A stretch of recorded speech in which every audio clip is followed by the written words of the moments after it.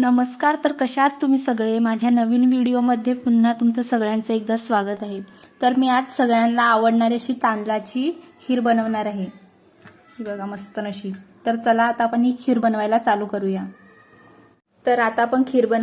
करूया. त्यासाठी मी हे नवीन पिकाचे तांदूळ घेतलेले आहेत. हे बघा मस्तपैकी असे. थोडेसे काजू, मनुक, वेलची पावडर, दूध, खिसलेलं नारळ आणि साखर एवढ्याचं आपण खीर बनवणार आहोत. तर चला आता आपण खीर बनवायला चालू करूया. आता आपण हे तांदूळ आहेत ते चांगले 2-3 पाण्यामध्ये धुवून घेऊया. तर हे बघा मी मस्त असे हे तांदूळ धुवून घेतलेले आहेत. हे बघा हे नव्याचे तांदूळ आहेत. हे तांदूळ उखळामध्ये काढलेले आहेत त्याच्यामुळे ते असे काळ्या कलरचे दिसतात. ह्या तांदळाची खीर खायला खूप छान लागते, रबडीपेक्षाही भारी. तर चला आता आपण याच्यामध्ये 2 ग्लास पाणी घालूया.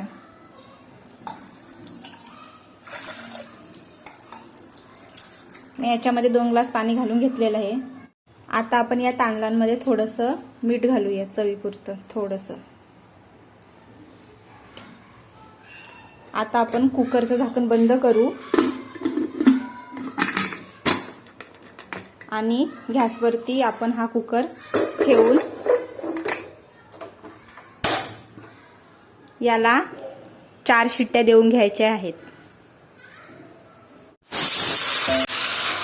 तर आपल्या कुकरला आता 4 शिट्ट्या झालेल्या आहेत. आता आपण तांदूळ बघून घेऊया.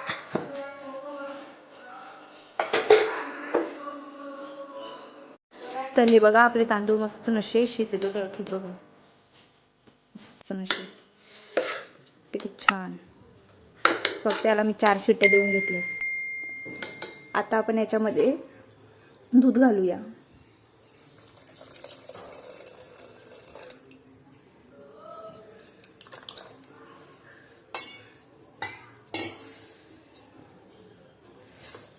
आणि हा नारळ पण आपण याच्यामध्ये घालून घेऊया व थोडीशी वेलची पावडर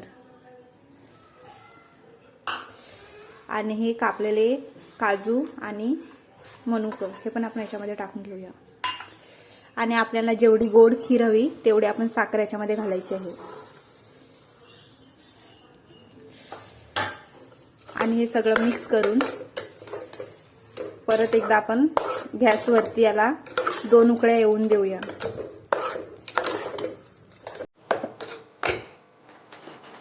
मी गॅस चालू केलेला आहे आणि आता मी कुकरला झाकण नाही लावणार आहे, फक्त 2 उकळ्या देऊन घेणार आहे. तर ही बघा आपल्या खीरला मस्तपैकी अशी उकळी आलेली आहे. अजून आपण 5 मिनिटं ही खीर अशीच उकळून घेऊया आणि नंतर आपली खीर खाण्यासाठी तयार होईल.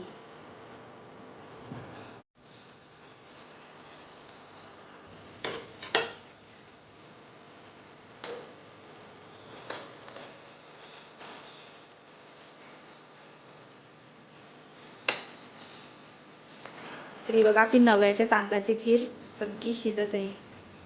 ही खीर खायला पण खूप छान लागते. नक्की एकदा ट्राय करून बघ.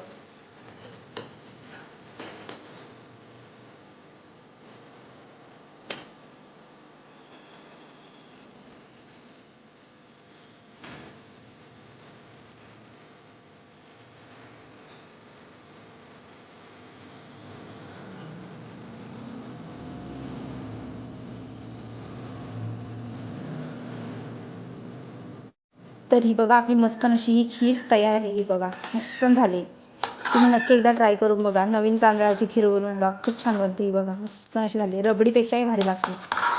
नक्की एकदा ट्राय करून बघा.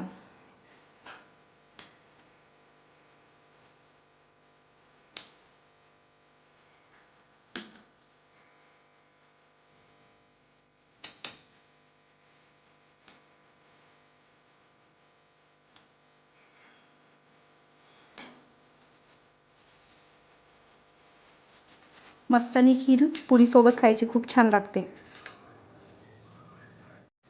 जर तुम्हाला माझी ही व्हिडिओ आवडली तर नक्की लाईक, शेअर आणि सबस्क्राईब करा आणि प्लीज मला सपोर्ट करा.